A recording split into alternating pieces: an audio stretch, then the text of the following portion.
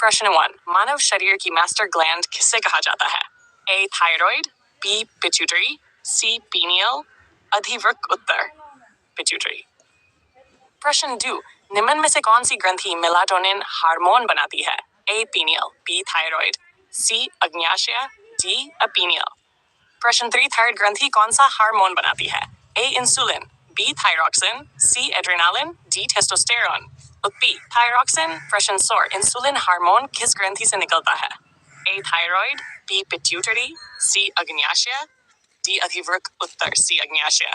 प्रश्न 5, emergency hormone किसे कहा जाता है? Thyroxine, B. Adrenaline, C. Insulin, D. Oestrogen उत्तर B. एड्रेनालिन। प्रश्न 6, पैराथायरॉयड हार्मोन का मुख्य कार्य क्या है? A.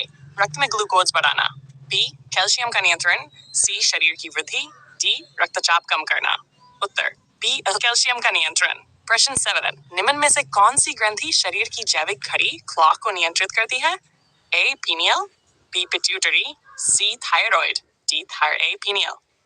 प्रश्न 8, टेस्टोस्टेरोन हार्मोन किससे स्रावित होता है? वृषण, B. अंडाशय, C. अधिवृक्क, D. अग्न्याशय Uttar A. वृषण। प्रश्न 9, एस्ट्रोजन हार्मोन किससे बनता है? वृषण, B. अंडाशय, C. Pineal, D. Thyroid, B. अंडाशय। प्रश्न 10, निम्न में से कौन सी ग्रंथि किडनी के ऊपर पाई जाती है? A. Thyroid, B. अधिवृक्क, C. Pituitary, D. थाइमस उत्तर। नीट में अक्सर पूछे जाने वाले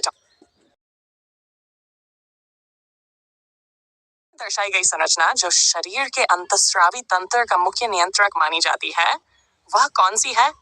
A. अग्न्याशय, B. थायराइड ग्रंथि, C. पीयूष ग्रंथि, D. अधिवृक्क ग्रंथि सही उत्तर C. पीयूष ग्रंथि। ई प्रश्न। प्रश्न 2, चित्र में दिखाया गया वह भाग जो पीयूष ग्रंथि को नियंत्रित करता है क्या कहलाता है? A. मस्तिष्क प्रांतस्थ, B. Hypothalamus, C. मेरुरज्जु, D. Cerebellum सही हिपोथैलेमस। प्रश्न 3, हाइपोथैलेमस और पीयूष ग्रंथि के बीच हार्मोन के परिवहन का मार्ग क्या कहलाता है? A. धमनी परिसंचरण, B. शिरा परिसंचरण, C. निवाहक परिसंचरण, D. लसिका परिसंचरण।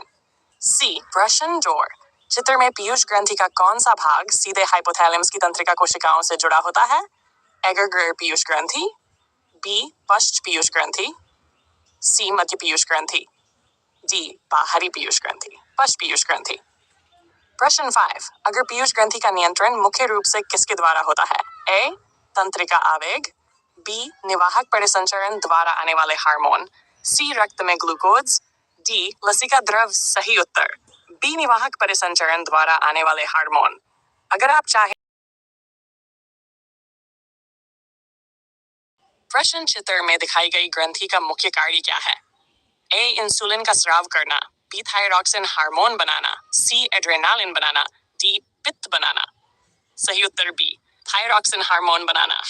प्रश्न चित्र में लाल बिंदुओं द्वारा दर्शाई गई छोटी ग्रंथियां कौन सी हैं?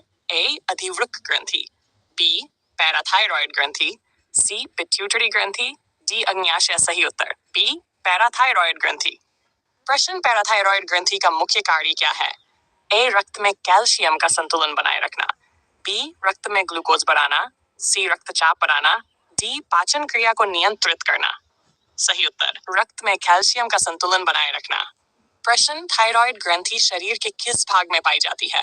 A. हृदय के पास, B. गर्दन में श्वास नली के दोनों ओर, C. पेट में, D. मस्तिष्क में सही उत्तर गर्दन में श्वास नली के दोनों ओर। प्रश्न, थायराइड ग्रंथि किस प्रकार की ग्रंथि है? A. बहिःस्रावी ग्रंथि, B. अंतःस्रावी ग्रंथि, C. मिश्रित ग्रंथि, D. तंत्रिका ग्रंथि सही उत्तर B. अंतःस्रावी ग्रंथि। अगर MCQ 1, अधिवृक्क ग्रंथि कहाँ स्थित होती है? A. हृदय के ऊपर, B. वृक्क के ऊपर, C. यकृत के नीचे, D. फेफड़ों के पास उत्तर B. वृक्क के ऊपर। MCQ, अधिवृक्क ग्रंथि के बाहरी भाग को क्या कहते हैं? A. मध्यांश, B. वल्कुट, C. मज्जा, D. उपत्वचा, B. वल्कुट। MCQ 3, अधिवृक्क ग्रंथि का भीतरी भाग क्या कहलाता है? A. मध्यांश, B. वल्कुट, C. मज्जा, D. मज्जा। MCQ 4, अधिवृक्क ग्रंथि के वल्कुट से कौन से हार्मोन निकलते हैं? Adrenaline, B. Noradrenaline, C. Steroid hormone, D. Insulin steroid hormone. MC5 fight या फ्लाइट प्रतिक्रिया के लिए कौन सा हार्मोन जिम्मेदार होता है? ए थायरॉक्सिन, बी एड्रेनालिन, सी इंसुलिन, डी ग्लूकागोन। उत्तर बी एड्रेनालिन। MC6 अधिवृक्क ग्रंथि के मज्जा भाग से कौन से हार्मोन निकलते हैं? ए एड्रेनालिन और नॉर एड्रेनालिन, बी इंसुलिन और ग्लूकागोन, सी थायरॉक्सिन, डी प्रोलैक्टिन और एड्रेनालिन। MC7 मानव शरीर में अधिवृक्क ग्रंथियों की संख्या कितनी होती है? ए 1, 2, सी 4, डी 6, बी। तो अगर आप चाहें तो मैं इसी डायग्राम MCQ1 चित्र के अनुसार हार्मोन सबसे पहले कहाँ जुड़ता है?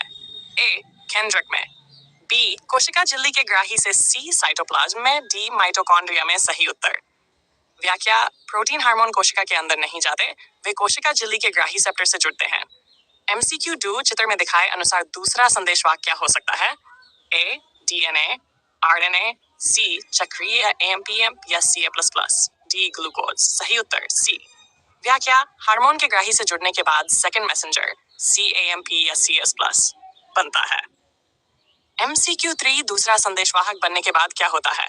ए हार्मोन नष्ट हो जाता है, बी जैव रासायनिक प्रतिक्रिया प्रारंभ होती है, सी कोशिका विभाजन रुक जाता है, डी ATP बनना बंद हो जाता है।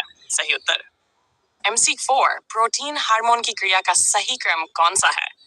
ए हार्मोन जैव रासायनिक प्रतिक्रिया ग्राही दूसरा संदेशवाहक, बी हार्मोन ग्राही दूसरा संदेशवाहक जैव रासायनिक प्रतिक्रिया, सी ग्राही हार्मोन जैव रासायनिक प्रतिक्रिया दूसरा संदेशवाहक, डी दूसरा संदेशवाहक हार्मोन ग्राही प्रतिक्रिया। सही उत्तर बी। MCQ5 प्रोटीन हार्मोन कोशिका के अंदर क्यों नहीं जाते? ए उनका आकार बड़ा और जल में घुलनशील होता है, बी वे DNA से जुड़ जाते हैं, सी वे लिपिड में घुलनशील होते हैं, डी केवल केंद्रक में काम करते हैं। सही उत्तर अगर आप चाहें तो मैं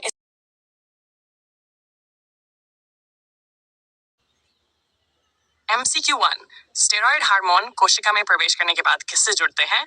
ए कोशिका झिल्ली के रिसेप्टर, बी साइटोप्लाज्म के हार्मोन रिसेप्टर, राइबोसोम, लाइसोसोम।